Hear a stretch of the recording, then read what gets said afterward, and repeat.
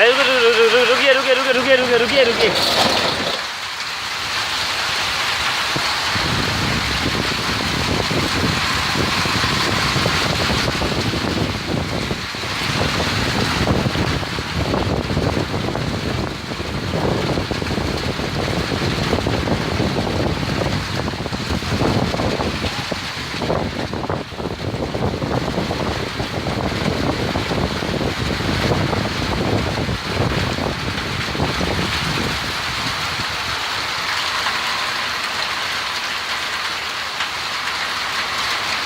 बना रहा था, खोल दीजिए।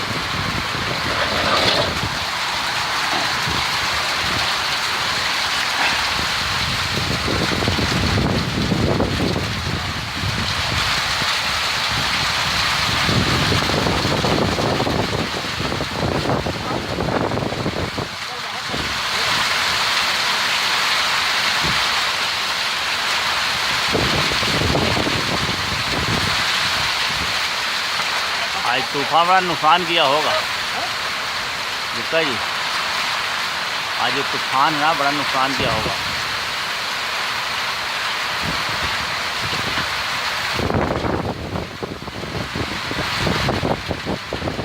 नब्बे किलोमीटर प्रति घंटा की स्पीड है इसकी गुप्ता जी। वो पन्नी देखो उड़ा ले गया ना, पन्नी जा रही है आपकी, पन्नी जा रही है ना। हाँ 90 किलोमीटर प्रति घंटा की स्पीड है तूफान की आपकी। पानी यहाँ तो नहीं आएगा गोदाम के ऊपर?